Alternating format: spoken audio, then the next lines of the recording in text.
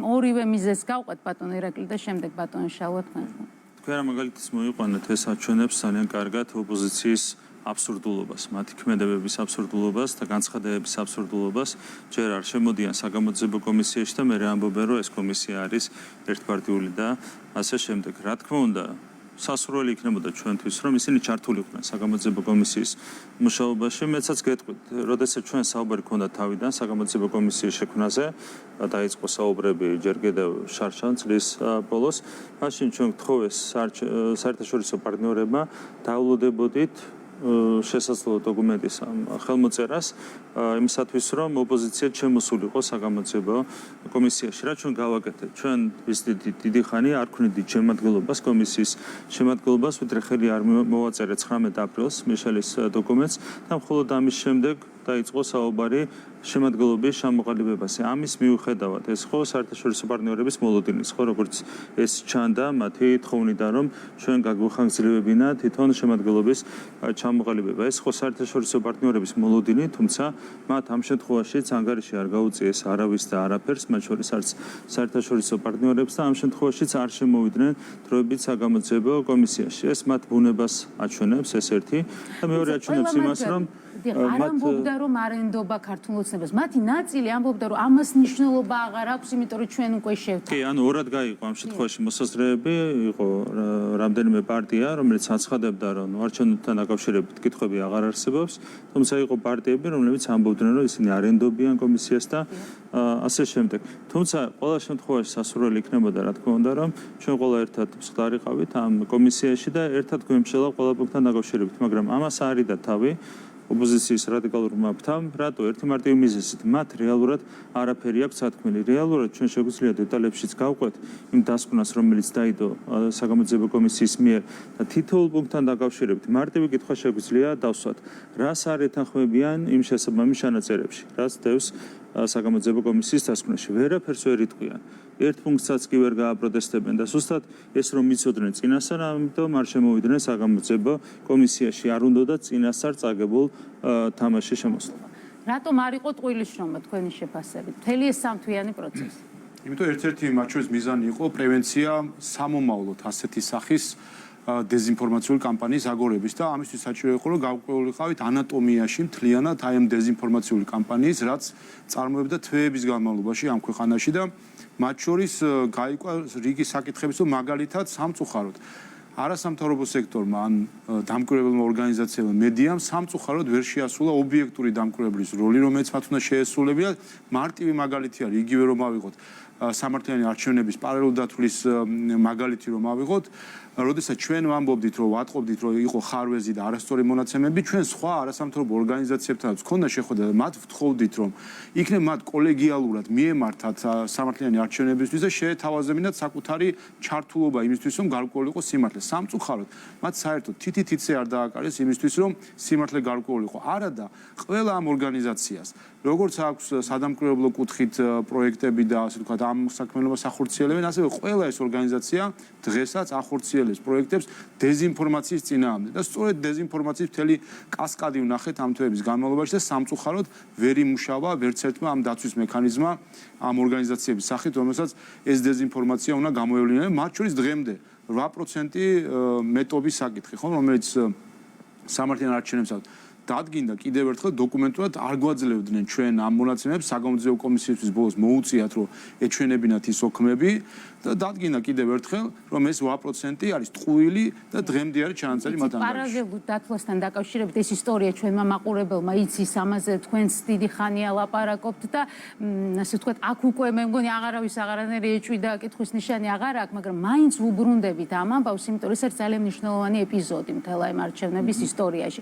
მე არ ვიცი თქვენ რა საქმით ეს ადამიანური შეცდომა იყო, აქ იყო უფრო მეტი ვიდრე შეცდომა, როგორ შეფასებას მისცემთ საბოლოოდ, მაგრამ მაინც ფაქტია რომ იკვეთება, პირდაპირ კავშირს თუ არ ვიტყვით, ყოველ შემთხვევაში რაღაც ინტერესთა თანხვედრა არასამთავრობო სექტორის ნაწილსა და ნაციონალურ მოძრაობას შორის და ეს არის პრობლემა. აი როგორ აპირებთ ამ პრობლემის მოგვარებას, რა მიდგომა გაქვთ თქვენ? უშუალოდ რაც შეხება პარალელურ დათვლას, აქ უკვე ცალსახად შეიძლება ითქვას ლოგიკური მსჯელობის საფუძველზე, რომ ეს არ იყო არავითარ შემთხვევაში ადამიანური შეცდომა.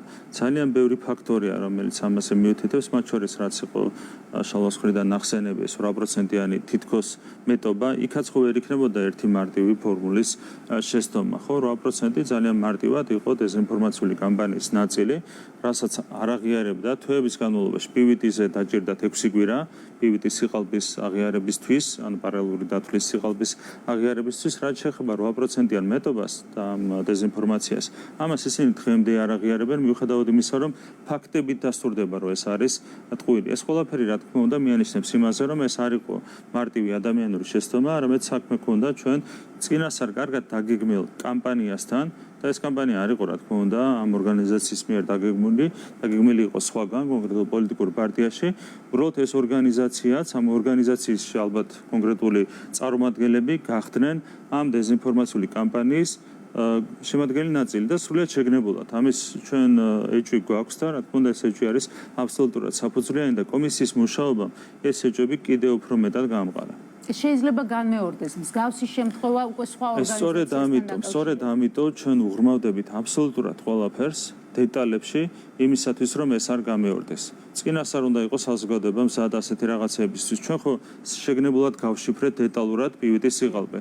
მათ შორის თვითონ მეთოდოლოგიის დონეზე, თითოეული დეტალის დონეზე, რატომ მომავალში, როდესაც საზოგადოება დააგვირდება ამ პროცესებს და ნახავს მაგალითად, რომ PVT-ში რაღაცა საეჭვოდ არ ემთხოვა CESCO-ს მონაცემებს, თვითონ შეძლოს უკვე მყისიერად იმის გაანალიზება თუ რაში შეიძლება იყოს საქმე. აქედან გამომდინარე, ჩვენ ძალიან დიდ მნიშვნელობას ვანიჭებთ ყველაფერზე დეტალურად საუბარს დღესვე იმისათვის, რომ მომავალში ეს არ გამეორდეს. და მე შეგახსენებთ, რომ აქ მარტივ რაღაცაზე ხო არ იყო საუბარი.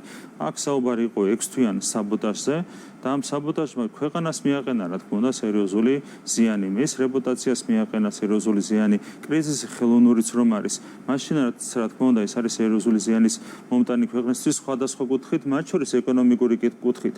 როდესაც პარლამენტი მუშაობს საბოტაჟის რეჟიმში, ამ დროს, რა თქმა უნდა, ინვესტორებს ნაკლები ინტერესი აქვს, რომ ქვეყანაში ფული შემოიტანოს და ასე შემდეგ.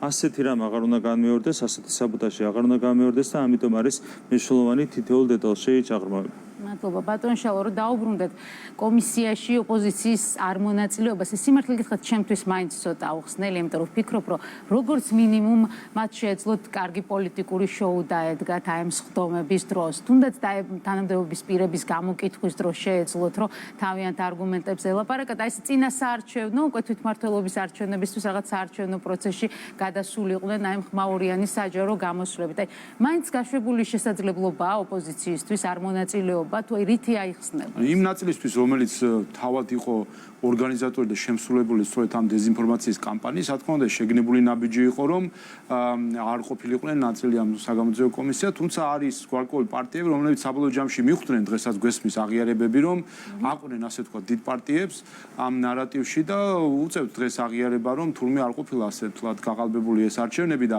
მათი არ მონაწილეობა ალბათ უფრო იმით აიხსნება, რომ საბოლოო ჯამში არ სურდათ ის სირცხვილი ყოფილიყო საერთო ჯამში, იმიტომ რომ ყველაფერს თავი დავანებოთ, როგორც ირაკლი თქვა. ეს თვეები ხომ დაკარგული შესაძლებლობა იყო ამ პარტიებისთვისაც თავად პარლამენტში აქტიურად ემუშავათ, ჩვენი ქვეყნისთვისაც დაკარგული შესაძლებლობები და მოქალაქეებისთვის, რომ პარლამენტს სრულყოფილად მრავალპარტიულ რეჟიმში ემუშავა. ასე რომ, რა თქმა უნდა, ამის არიდებას ალბათ საკუთარი თავიდან ცდილობდნენ ამ სირცხვილის, თუმცა კიდევ ერთხელ დღეს დასკვნა დევს, ხომ უმარტივესი არის, ხომ თუ კი რამეს არ ეთანხმებიან, ყველაფერი დაწერილი არის, ნებისმიერ რაღაცას ხაზი გაუსვან და თქვან, აი ამ საკითხში არ ეთანხმებიან, ეს საკითხი არ შეესაბამება სიმართლეს. აი ეს ხო ყველაფერი ხო დაწერილი არის და დადგენილებაში და იმ დოკუმენტში არის, რომელიც რამდენიმე ათეულ გვერდს მოიცავს.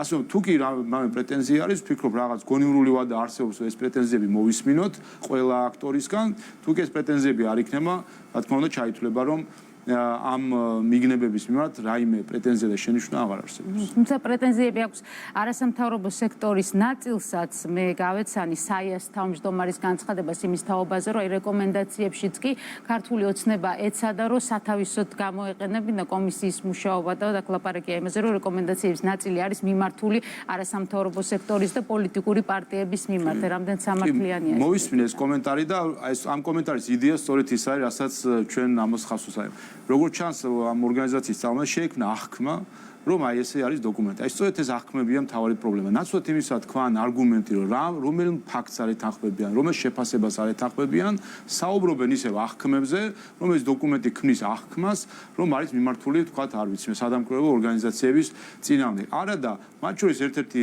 რეკომენდაცია, რომელიც არის და რაც მნიშვნელოვანი არის, სწორედ ამ გამოცდილებიდან გამომდინარე, ვფიქრობ, რომ ეს არასამთავრობო სექტორისთვის მნიშვნელოვანია, რომ მათ ამ გამოცდილებიდანაც ისწავლონ, რომ ანგარიშების სტანდარტი უნდა დაიხვეწოს, უნდა იყოს არა აღქმებზე დაფუძნებული, არამედ მაქსიმალურად ფაქტებზე, იმიტომ რომ სამწუხარო რეალობა არა მხოლოდ ამ შემთხვევაში, არამედ სხვა შემთხვევებშიც ჩვენთან თითქოს და დამკვიდრდა სტანდარტად, რომ არის არა მტკიცებულებებზე დაფუძნებული მსჯელობა და დასკვნების გამოტანა, არამედ აღქმებზე და შეგრძნებებზე დაფუძნებული მსჯელობა და დასკვნების გამოტანა, რაც რა თქმა უნდა მიუღებელია, იმიტომ რომ არ შეიძლება, სწორედ ეს არის, ხო, მთელი манипуляციის მთელი იდეა სწორედ ესე არის, რომ ხდება აღქმებით და შთაბეჭდილებებით დასკვნების გამოტანა ან შეთავაზება საზოგადოებისთვის.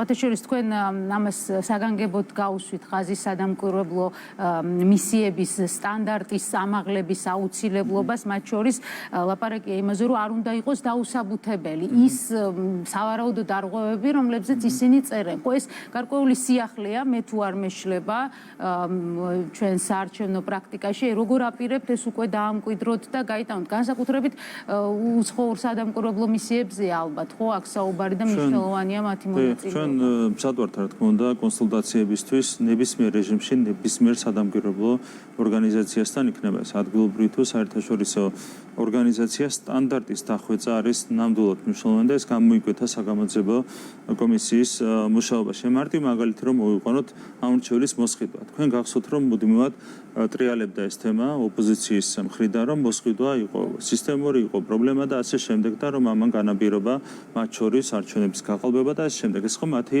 ბრალდება. ეხლა რომ დავაკვირდეთ და ეს ეწერა მათ შორის სადამკვირვებლო ორგანიზაციების ანგარიშებში, საერთო დასკვნებში. რომ ჩაუღრმავდეთ თვითონ რა წერია ამ ორგანიზაციების, NGO-ების ანგარიშებში. მაგალითად, სამართლიან არჩევნებს უწერია რომ იყო 64 სავარაუდო შემთხვევა. ყველა იყო სავარაუდო. 64-ვე იყო სავარაუდო. ანუ ვერცერთს ვერ ამტკიცებენ. ეს ერთი. მეორე, როდესაც მივყვები ჩვენ ამ, ასე ვთქვათ, ანგარიშს, ხედავთ რომ ძირითადად საუბარია რაზე. აბსოლუტურად ღია და გაცხადებულ პროცესზე, როდესაც პოლიტიკოსები, არა მარტო მართველი პარტიიდან, არამედ ოპოზიციური პარტიებიდანაც არიგებდნენ მაგალითად სურსას და მედიკამენტებს პანდემიის დროს, როცა იყო გამოცხადებული საგანგებო მდგომარეობა და როცა ყველაზე მეტად გაუჭირდა მოსახლეობას და პირდაპირ აქვე არის აღნიშნული, რომ ძირითადად ეს ხდებოდა მარტ-ივნისში. დააკვირდით, მარტი არის ის პერიოდი, როცა დაიწყო პანდემია შარშან და ივნისი არის პერიოდი არჩევნების დანიშნამდე 2 თვით ადრე. რაც ჩანს აქედან, რომ მართლაც პანდემიას უკავშირდებოდა ეს სოციალური დახმარება, რის გაწევაც ხდებოდა მოსახლეობისთვის და მეორე ყველამ გაითვალისწინა, ყველა პოლიტიკოსმა, როგორც უმრავლესობიდან, ასევე ოპოზიციიდან, რომ ახლოვდებოდა არჩევნები და ივნისში ეს პროცესი რეალურად შეწყდა. ან რეალურად არავითარ ისეთ ქმედებასთან არ ქონდა ჩვენ საქმე, რასაც შეიძლებოდა გავლენა მოახდინა არჩევნების საბოლოო შედეგზე, მით უმეტეს, რომ ივნისში ეს ყველაფერი შეწყდა, არჩევნები 2 თვის შემდეგ დაინიშნა და 4 თვის შემდეგ ჩატარდა. გარდა ამისა, როცა ოპოზიცია ამაზე აპელირებს, ავიღოთ იგივე პროპორცია, სავარაუდოც რომ არ იყოს ეს მოსყიდვა და რომ იყოს რეალური. დაახლოებით 50-50-ზე ისვედის ანგარიში ეს არის 58-42-ზე არის გადანაწილებული პროპორცია სავარაუდო მოსყიდვის ფაქტებს შორის, თუ ავიღებ ჩვენ მართულ პარტიას და ოპოზიციას. ოპოზიცია ამაზე რო აპელირებს, თვითონ ისვედი ეუბნება, რომ ნახევარი მათი სავარაუდო ფაქტებია. ანუ ოპოზიციას ხო ამ დროს არანაირი მორალური უფლება აღარ აქვს, რომ ამაზე აპელირება განახორციელოს. საიას ანგარიში საერთოდ იდენტიფიცირებულია 8 სავარაუდო მოსყიდვის ფაქტი, საიდანაც 3 უკავშირდება ქართულ ოცნებას და 5 ოპოზიციას.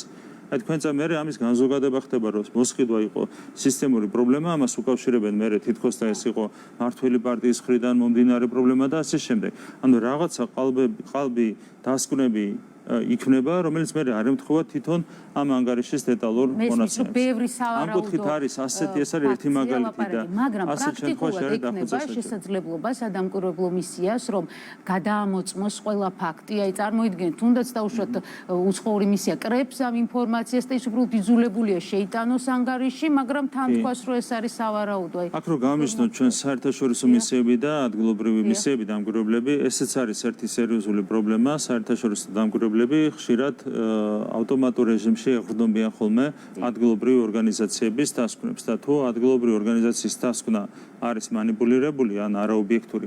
ამ შემთხვევაში ეს ხშირად აისახება სამწუხაროდ საერთაშორისო დამკვირვებელი ორგანიზაციების დასკვნებში. სწორედ ამიტომ არის მნიშვნელოვანი, რომ ყველა დონეზე, ადგილობრივ დონეზე პირველ რიგში დაიხვეწოს სტანდარტი.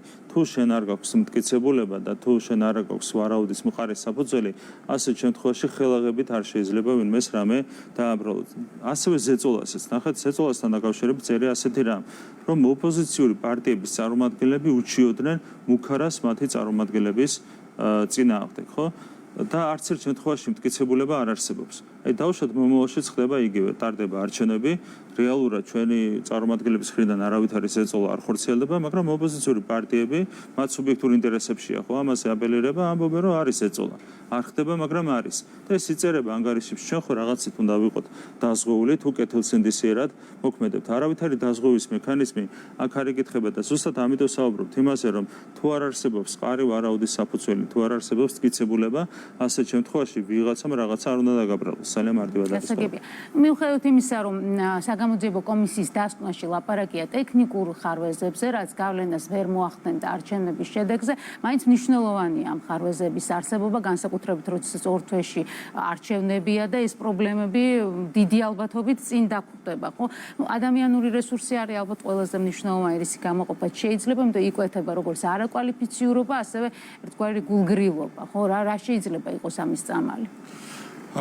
რა თქმა უნდა, მნიშვნელოვანი ერთ-ერთი რეკომენდაცია სწორედ ის არის, რომ CSCOM უნდა იზრუნოს, რომ სათანადოდ მოამზადოს კომისიის წევრები.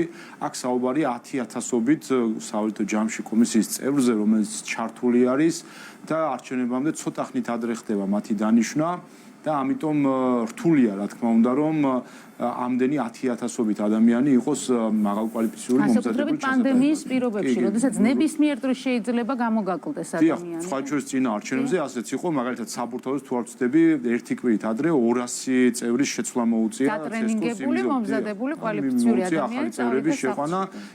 თავი რომ დავანებოთ იმას, ზოგადად რა პირობებში ჩაატარა თავად ამ კომისიის წევრებმა, გახსოვს ჩვენ როგორ იყვნენ ისინი შემოსილი, ფარით, ასე ვთქვათ და ამ პირობებში მოუწიათ 24 საათზე მეტი მუშაობა. ასე რომ ერთი ეს არის, რა თქმა უნდა, რომ მოემზადოს სათანადოდ, ამიტომ მნიშვნელოვანია მათ შორის CSCO დაკომპლექტდეს თავის ძოზე და ესეც ერთ-ერთი გამოწვევა სამწუხაროდ, რასაც ჩვენ ახლა ვაკვირდებით და ერთ-ერთი მომენტი, რასაც მნიშვნელოვანია, რომ აქვე მიექცეს ყურადღება, რომ ჩვენი ოპონენტები, როგორც ჩანს სამწუხაროდ, იმზადებენ კიდევ საფუძველს იმისთვის, რომ 2 ოქტომბრის არჩევნებზე კონდეთ გარკვეული დესტრუქცია, ჩვენ ვიცით, რომ CSCO-ს თავმჯდომარის და 2 წევრის არჩევა ხდება და მიუხედავად იმისა, რომ ეს პროცედურა საარჩევნო რეფორმის შედეგად სულად შეთანხმებული არის ოპოზიციასთან, როგორ უნდა მოხდეს მაგალითად CSCO-ს თავმჯდომარის შერჩევა, პრეზიდენტთან არსებული კომისიის, შემდეგ პრეზიდენტი წარმოადგენს, პრეზიდენტმა წარმოადგინა 2 ვაკანსია, ამ კომისიამ შეარჩია პრეზიდენტმა წარმოადგინა და ოპოზიცია არც ერთ კანდიდატს არ უჭერს მხარს.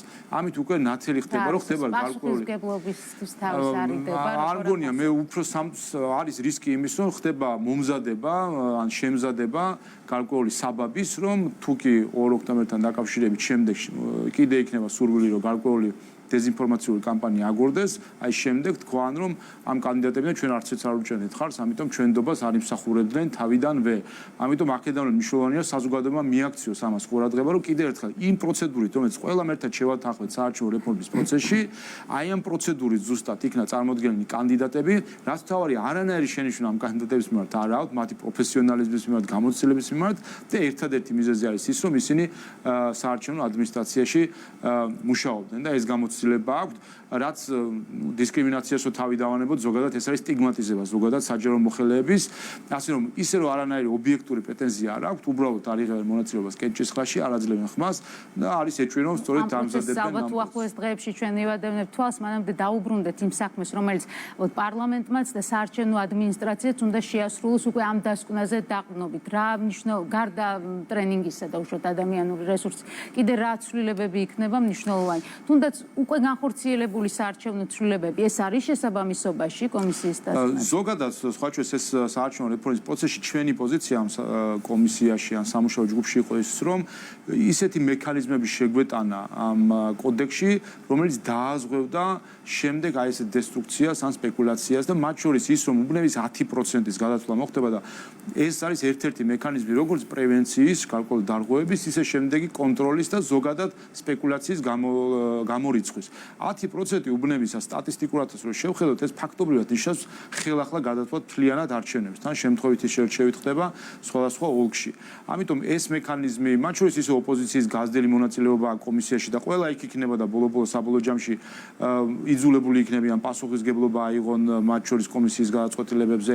ასე რომ ეს მექანიზმები ჩადებული არის გარკვეული რეკომენდაციები, რომელიც საგამოძიებო კომისიასაც აქვს, მათ შორის გარკვეული დისციპლინური ხასიათის ზომების, დამატებითი ზომების შემოღებისა კომისიისთვის, ოდესაც გარკვეულ ხარვეზებსთან გვაქვს საქმე. ასე რომ არის ეს ცვლილებები, რომელიც შეიძლება ასევე შევიდეს საარჩევნო კოდექსში, თუმცა არსებული უკვე ცვლილებები, რაც განხორციელდა, ესეც აზღვევს დიდწილად იმას, რომ აღარ იყოს რაიმე სპეკულაციის საფუძველიც კი არჩევნებთან დაკავშირებით. მადლობა, ჩვენ უკვე უნდა შევაჯამოთ. საპარლამენტო არჩევნების ისტორია 2020 არჩევნები ეს იყო პრინციპში, ახლა იმ ფაქტებზე დაყრდნობით, რაც გვაქვს, ხო, რაც უკვე დადასტურებულია, ეს იყო, ესე იგი, არჩევნების შედეგების გაყალბებულად გამოცხადების გზით ხელისუფლებაში დაბრუნების მცდელობა ნაციონალური მოძრაობის მიერ. ეს იყო ხანგრძლივი და მრავალკომპონენტიანი გეგმა, რომელიც როგორც ჩანს არის მრავალჯერადი გამოყენების. მე არ ვიცი თქვენ რას ელოდებით თვითმმართველობის არჩევნებისთვის, მაგრამ დღეს როდესაც უკვე იცით ეს სქემა, რა კონტრზომა, რა დაზღვევა შეიძლება იყოს ამის წინააღმდეგ. კი, მე პირველ რიგში ძალიან მოკლედ რო შევაჯამო არჩევნების შეფასება, თქვენ გახსოვთ 4 ნოემბერს გამოაქვეყნეს არასამთავრობო ორგანიზაციებმა მათი განცხადება შეფასება არჩევნებთან დაკავშირებით და თქვენს რომ ეს იყო ბოლო წლების განმავლობაში ყველაზე ცუდად ჩატარებული არჩევნები. და ეს დასკვნა ეყრდნობოდა რამდენიმე პუნქტს. ერთი ეს იყო PVD, პარალელური ხმის დათვლა, რაც აღმოჩნდა ტყუილი. მეორე ეს იყო 8%-იანი მეტობა, რაც აღმოჩნდა ასევე ტყუილი. მესამე ეს იყო დისპროპორციული თითქოს სტატისტიკას ასწენილი დისბალანსები ოქმებში, ესეც აღმოჩნდა ტყუილი. მეოთხე ეს იყო დაგვიანებით გამოცხადებული არჩევნების შედეგები, ესეც აღმოჩნდა ტყუილი და მეხუთე ეს იყო უპრეცედენტო ადმინისტრაციული რესურსის გამოყენება, რაც აღმოჩნდა ასევე ტყუილი და თვითონაც შეცვალეს ეს ყველაფერი. ხო, PVD აღიარეს 8%-იანი მეტობის საკითხი ბოლომდე გაიშიფრა, უპრეცედენტო სიტყვა ამოიღეს, ის რომ დაგვიანებით გამოცხადა შედეგების სრული ფარსი აღმოჩნდა და ასე შემდეგ. ეს ყველაფერი მტკიცებულებებით არის დადასტურებული. აქედან გამომდინარე, მთელი ეს დეზინფორმაციული კამპანია იყო მთლიანად სიღალბეზე და სიცრუეზე აგებული და აქედან გამომდინარე მას არ ქონდა არავითარი საფუძველი. ეხლა რა არის საჭირო? საჭირო რა თქმა უნდა ამაზე მუდმივად საუბარი. ეს არ უნდა შემოიფარგლოს მარტო ამ საგამოძიებო კომისიით, მომდევნო დღეებით, როგორც დღეს საუბრობთ დაუშვათ ამ საკითხზე, მთელი ამ პერიოდის განმავლობაში არის საჭირო მუდმივად საუბარი იმაზე, თუ რა მოხდა რეალურად 2020 წლის ოქტომბერ-ნოემბერში გულისხმობ არჩევნების შემდგომ პერიოდს იმისათვის, რომ ჩვენ თავი დავიზღვიოთ ასეთი მოვლენების განვითარებისგან, მათ შორის საბოტაჟისგან, ხელოვნური კრიზისების შექმნისგან და ასე შემდეგ. და ერთ რამეს ვიტყვი დამატებით, ეს არის მნიშვნელოვანი არა მხოლოდ საქართველოსთვის. ეს არის რა თქმა უნდა საშიში სახიფათო პრეცედენტი საქართველოსთვის, რაც მოხდა, ხო? ანუ მოხდა რა, რომ არჩევნები არ გაყალბებულა, წარიმართა დეზინფორმაციული კამპანია გაყალბებასთან დაკავშირებით, ამას მოყვა 6 თვიანი საბოტაჟი, ხელოვნური კრიზისი და ასე შემდეგ და ასე შემდეგ. საზოგადოებამ ძალიან კარგად იცის, როგორც განვითარდა ეს მოვლენები. ეს არის საიში პრეცედენტი ქართული დემოკრატიისთვის, მაგრამ არა მარტო. ნებისმიერ ევროპულ ქვეყანაში შეიძლება ხვალ იგივე გამეორდეს, თუ სათანადო პასუხი არ ექნება ასეთ მოვლენებს ჩვენს ქვეყანაში. აქედან გამომდინარე განზოგადების კუთხითაც ამ სამუშაოს რაც გასწია საგამოძიებო კომისიამ აქვს ძალიან სერიოზული დატვირთვა. დიდი მადლობა გადაცემაში მონაწილეობისთვის ირაკლი კობახიძე, შალვა პაპუაშვილი. ჩვენ ერთი კვირით ვშორდებით